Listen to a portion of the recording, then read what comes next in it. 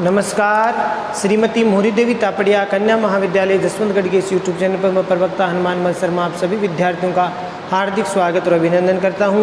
प्यारे विद्यार्थियों, विगत वीडियो से हम बीए, बीकॉम, बीएससी की प्रथम कक्षा के विद्यार्थियों के लिए अनिवार्य हिंदी विषय के अंतर्गत व्याकरण खंड में हम प्रारूप को पढ़ रहे हैं। प्यारे विद्यार्थियों, तो आज हम प्रारूप के संदर्भ में कुछ बात करने वाले हैं। तो सबसे पहले हम बात करें प्रारूप में, यानी जो पत्र इत्यादि होते हैं उन का वर्गीकरण किस प्रकार से किया जाता है। वैसे पत्र को हम औपचारिक और अनौपचारिक दो वर्गों में हम बांट सकते हैं। और इसके साथ साथ पत्रों के प्रकार की बात करें तो सामान्य रूप से प्यारे विद्यार्थियों पत्रों को हम तीन रूप में बांट सकते हैं। एक होता है व्यक्तिगत या सामाजिक पत्र, दूसरा व्यावसायिक पत्र जो व्यापार संबंधी होते हैं, और तीसरा होता है आपका कार्यालय या प्रशासनिक पत्र। आपके परीक्षा के उपयोग की दृष्टि से यह ज़्यादा महत्वपूर्ण है। ठीक है, इसमें हम प्यारे विद्यार्थियों अब प्रारूप क्या है, ठीक है, वैसे मोटे तौर पर बात करें तो ये जो सामाजिक पत्र होते हैं या फिर व्यावसायिक जो पत्र होते हैं उनकी बात करें तो जो पत्र परिचित व्यक्तियों या फिर आत्मीयजनों के लिए लिखे जाते हैं उन्हें हम व्यक्तिगत पत्र कहते हैं। जैसे हम विवाह आमंत्रण होता है, कोई शोक संदेश देना होता है या फिर बधाई संदेश देना होता है, वो हम सामाजिक शिष्टाचार से इसको हम युक्त मान सकते हैं।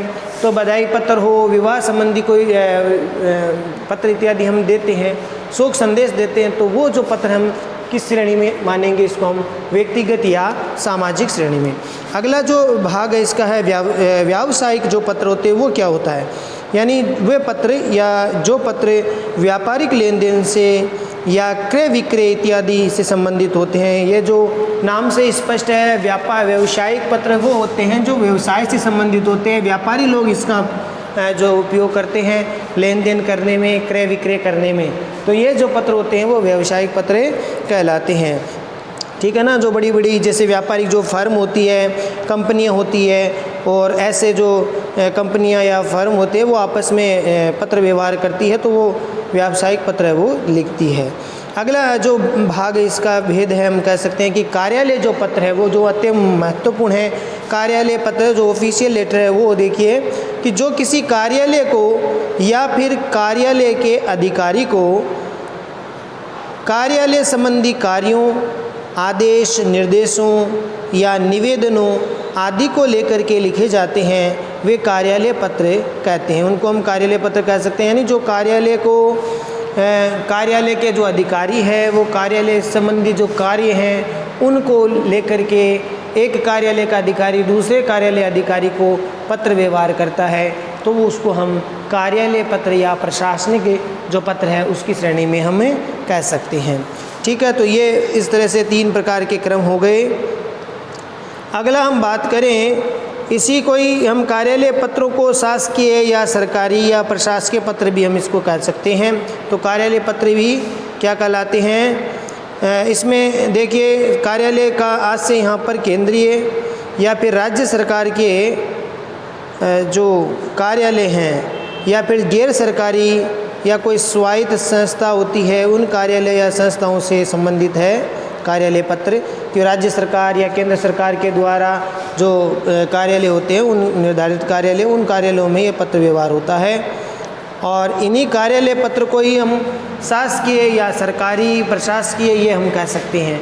ठीक है, तो ये कार्यालय या प्रशासकीय पत्र होता है। और इसके साथ साथ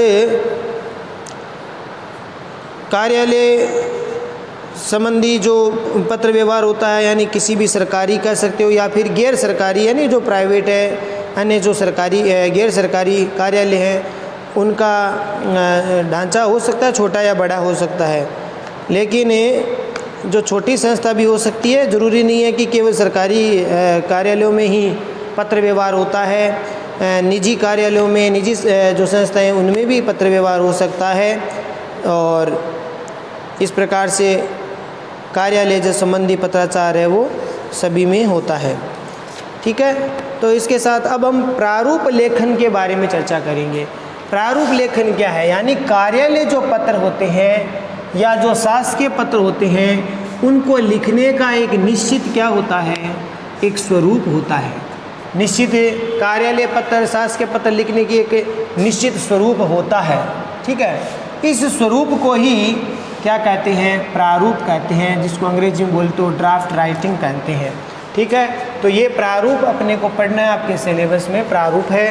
तो प्रारूप किसको कहेंगे, जो कार्यालय पत्र है या शासकीय पत्र है उनको एक लिखने की एक निश्चित स्वरूप होता है, एक शैली होती है उनकी, और इसी स्वरूप को ही क्या कहते हैं, प्रारूप या ड्राफ्ट राइटिंग हम इसको कह सकते हैं, ठीक है। अब ये कौन कौन से होते हैं, तो देखो जैसे आवेदन पत्र या प्रार्थना पत्र, ये हम साधारण रूप से हम सभी जानते हैं, लिखते हैं प्रार्थना पत्र लिखना, ठीक है। हम ये विद्यालय शिक्षा से में पढ़ते आए हैं, ठीक है, तीसरी चौथी कक्षा से ही शुरू हो जाता है ये। तो आवेदन पत्र या फिर प्रार्थना पत्र बोले तो अंग्रेजी में एप्लीकेशन। और दूसरा जो है इसका भाग कार्यालय पत्र, कार्यालय पत्र। इसके साथ बाद में हम पढ़ते हैं अर्धशासकीय पत्र होते हैं, फिर ज्ञापन या ज्ञाप पत्र हम जिसको बोलते हैं, ज्ञापन देना। फिर इसका सबका अलग अलग प्रारूप होता है सबका लिखने का। और अगला जैसे हम पढ़ें कार्यालय ज्ञापन या कार्यालय स्मृति पत्र, ये भी एक स्वरूप है इसका।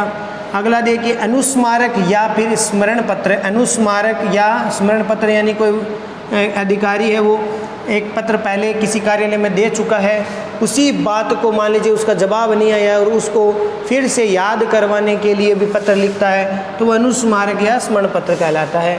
इसी प्रकार से देखिए परिपत्र है, अधिसूचना है, यह सब प्रारूप में आ रही है। परिपत्र होते हैं, अधिसूचना है, निविदा या निविदा सूचना है, या फिर प्रेस विज्ञप्ति एवं विज्ञप्ति कह सकते हैं, प्रतिवेदन है, और एक है विज्ञापन। तो ये इसके स्वरूप है प्रारूप लिखने के अलग अलग। जो प्रार्थना पत्र का स्वरूप अलग होगा, कार्यालय पत्रों का अलग, अर्थशास्त्रीय पत्र ज्ञापन का अलग होता है, कार्यालय ज्ञापन, अनुस्मारक, परिपत्र, अधिसूचना, निविदा, प्रेस विज्ञप्ति या फिर प्रतिवेदन और विज्ञापन। तो इनका सबका अलग अलग स्वरूप होता है लिखने का, एक तरह से फॉर्मेट होता है अलग अलग, ठीक है। तो अब थोड़ी थोड़ी जानकारी मैं आपको समझा रहा हूँ प्रारूप यानी जो प्रोफार्मा है उसके बारे में, कि जैसे आवेदन पत्र या प्रार्थना पत्र किसको लिखे जाते हैं, तो उसके बारे में आप सुनिए कि जो सभी सरकारी या गैर सरकारी जो कार्यालय हैं, सभी सरकारी या गैर सरकारी जो कार्यालय हैं उनमें रोजगार प्राप्ति या किसी आवश्यकता को लेकर के लिखे जाते हैं आवेदन पत्र या प्रार्थना पत्र। वर्तमान में ऑनलाइन जो सेवा होने के कारण ये आवेदन पत्र का जो प्रारूप है या जो इसको अंग्रेजी में बोले तो प्रोफार्मा है वो निर्धारित होता है। वर्तमान समय में ये जो ऑनलाइन सेवा हुई है तो इसमें आवेदन पत्र का एक अलग सा प्रारूप होता है, प्रोफार्मा होता है, तो उसमें लिखे जाते हैं। लेकिन यदि निर्धारित न हो तो उसमें अगर वो परफॉर्मा निर्धारित ना हो प्रोफार्मा, तो उसमें आप उससे क्रमशः जो अधिकारी को संबोधन करना होता है, उसका विषय किस विषय को लेकर के लिखा जा रहा है पत्र, और शैक्षणिक जो योग्यता है वो लिखनी होती है। अगर कोई रोज़गार प्राप्ति के लिए हम लिख रहे हैं या फिर अपना अनुभव है, इनके बारे में लिखने के साथ ही आयु संबंधी बातें, अन्य बातों का उल्लेख किया जाना होता है। और अंत में ऐसे पत्रों में हम अपना हस्ताक्षर या पता लिखा जाता है। तो ये जो इस श्रेणी के जो पत्र होते हैं उसको हमें आवेदन या फिर प्रार्थना पत्र है वो कहते हैं। तो ये आपको आशा करता हूँ समझ में आ गया होगा कि आवेदन पत्र और प्रार्थना पत्र क्या होते हैं, ठीक है। अगला देखिए इसमें कार्यालय पत्र। कार्यालय पत्र क्या होते हैं? कार्यालय पत्र जो है औपचारिक श्रेणी में ही आते हैं, ठीक है। ये कौन सी श्रेणी में आएंगे? औपचारिक श्रेणी में आएंगे। तो औपचारिक श्रेणी में कार्यालय पत्र आते हैं, जिसको अंग्रेजी में बोले तो फॉर्मल लेटर है। और ऐसे पत्रों में जो शीर्ष में यानी सबसे ऊपर ही ऊपर है वो कार्यालय या विभाग या मंत्रालय का नाम लिखा जाता है। इन पत्रों का जो प्रारूप बनाते हैं तो उनमें सबसे पहले ऊपर ही ऊपर किसी भी जो संस्था या जो विभाग होता है उस विभाग का या उस कार्यालय का, उस मंत्रालय का नाम ऊपर ही ऊपर लिखा जाता है। फिर पत्र के बाईं ओर है वो पत्रांक लिखे जाते हैं। ठीक है, पत्र के ठीक बाईं ओर पत्रांक लिखे जाते हैं। इस साइड में जैसे ये आपका कॉपी का है, पेज है, तो उसमें पृष्ठ है, तो यहाँ पर ये जो है आपकी बाईं साइड में पत्रांक लिखे जाते हैं। ठीक है, वो पत्रों की संख्या होती है, कितने पत्र लिख दिए हैं, इस प्रकार से पत्रांक की संख्या होती है, तो वो लिखनी होती है। और इसके बाद में फाइल संख्या लिखी जाती है, फिर दिनांक लिखा जाता है और उसके नीचे, ठीक है, इसमें यहाँ पत्रांक हो गया, यहाँ फिर आगे दिनांक हो गया। ठीक है, और इस प्रकार से ऊपर ही ऊपर विभाग का क्या होता है, नाम होता है, विभाग का नाम लिख दिया। यहाँ जैसे विद्युत विभाग है या जलदाय विभाग है या कोई भी मान लीजिए पुलिस विभाग है, इस प्रकार से हम लिख सकते हैं। ऊपर ही ऊपर लिखा जाता है इसमें कार्यालय पत्रों में। फिर पत्र के बाईं ओर आपके पत्रांक होती है, फाइल संख्या भी होती है। पत्रांक के नीचे फाइल संख्या के बाद में यहाँ पे दिनांक लिखी जाती है। ये ठीक है, ये पत्र आपको इस तरह से फॉर्म बनाना, इसका प्रारूप बनाना होता है। इसके साथ साथ इसके नीचे विषय लिखा जाता है, फिर संबोधन होता है और फिर बीच में नीचे विवरण दिया जाता है। अंत में जो प्रार्थी होता है या निवेदक होता है वह क्या लिखा जाता है, अंत में प्रार्थी लिख सकता है, निवेदक लिख सकता है, भवदीय या भवदिया शब्द जो है लिख सकते हैं, भवदीय। ये लेकर के प्रेषक के क्या होते हैं, हस्ताक्षर, यानी जो भेजने वाला होता है उसको यहाँ प्रार्थी लिख सकता है, भवदीय लिख सकता है। ठीक है, इस प्रकार से लिख के अंत में अपना नाम और हस्ताक्षर है वो लिख करता है। और बीच में फिर आगे दिनांक के बाद में विषय, संबोधन, ये सब चीज़ें आएगी। ठीक है, संबोधन, विषय, ये सब चीज़ें, और बाद में बीच में जो मुख्य बात है, जिस संदर्भ में पत्र लिखा जा रहा है उसके बारे में लिखा जाता है। तो ये पत्र लिखने का तरीका होता है कार्यालय पत्रों में। ठीक है, अगला देखिए एक अर्धशासकीय पत्र। अर्धशासकीय पत्र कैसे होते हैं, ये इसमें थोड़ा अनौपचारिकता का पुट होता है। ये अनौपचारिक होते हैं, जैसे व्यक्तिगत वाले होते हैं ऐसे ये होते हैं। तो अनौपचारिक पत्र की श्रेणी में हम इसको थोड़ा, इसमें पुट होता है, आधा सरकारी, आधा जैसे अनौपचारिक, आधा औपचारिक, आधा अनौपचारिक रूप से होता है ये। तो इसमें एक तरह से दोनों जो अधिकारी होते हैं विभाग के, कार्यालय के, वो अधिकारी व्यक्तिगत रूप से क्या होते हैं, परिचित होते हैं। अर्धशासकीय मतलब नाम से पता चलता है आधा शासकीय, आधा शासकीय पर यानी आधा सरकारी होता है, आधा एक तरह से व्यक्तिगत रूप से होता है। इसमें क्या होता है कि कोई एक अधिकारी होता है, वह दूसरे अधिकारी को व्यक्तिगत रूप से जानता है। ठीक है, जैसे मान लीजिए कोई विद्युत विभाग का कोई अधिकारी है, वो जलदाय विभाग के अधिकारी को व्यक्तिगत रूप से जानता है। अगर वो कोई विद्युत विभाग से पत्र लिख रहा है जलदाय विभाग के उस अधिकारी को, तो वह जो पत्र है वो अर्धशासकीय पत्र में हमें कह सकते हैं। और इस पत्र में वो क्या होते हैं, एक दूसरे से परिचित होते ही हैं। तो इसमें शीर्ष में तो पत्रांक लिखे होते हैं, पत्र की संख्या होती है। बाद में प्रेषक और प्रेषिती, प्रेषक का अर्थ होता है भेजने वाला और प्रेषिती का अर्थ होता है प्राप्त करने वाला, दोनों के नाम लिखे जाते हैं। ठीक है, जैसे अर्थशास्त्र के पत्र में यहाँ मैं थोड़ा सा बता रहा हूँ कि यहाँ पर जैसे पत्रांक हो गया, दिनांक हो गई, पत्रांक, फिर दिनांक, फिर प्रेषक और प्रेषिती,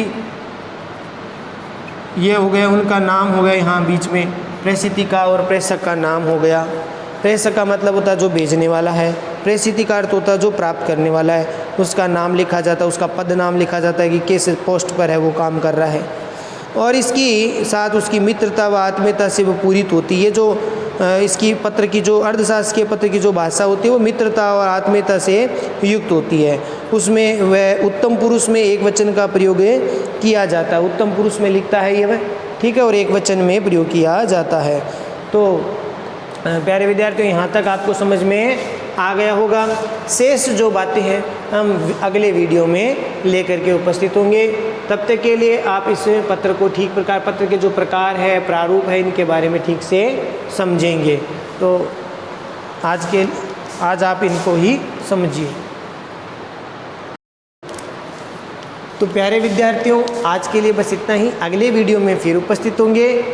इसी पत्र प्रारूप वाले भाग को आगे के जो हमारे जो बिंदु है उनकी व्याख्या को लेकर के किस प्रकार से परिपत्र होते हैं, अधिसूचना होती है, निविदा होती है, इनके बारे में भी हमें जानकारी करनी है। फिर हम एक एक पत्र को, एक एक जो प्रारूप है उनका थोड़ा थोड़ा एक उदाहरण लेकर के, एक एक उदाहरण लेकर के समझने का प्रयास करेंगे। बाकी ये जो अध्ययन बिंदु है काफ़ी बड़ा अध्ययन बिंदु है, इसका अभ्यास आप 12वीं कक्षा में करके आए हैं, तो थोड़ा थोड़ा इसका प्रारूप हम देखेंगे। ठीक है, तो आशा करता हूँ समझ में आ गया होगा और इसको ठीक से समझे, पढ़ें और चैनल को लाइक, शेयर और सब्सक्राइब करना ना भूलें। जय भारत, जय हिंद, धन्यवाद विद्यार्थियों।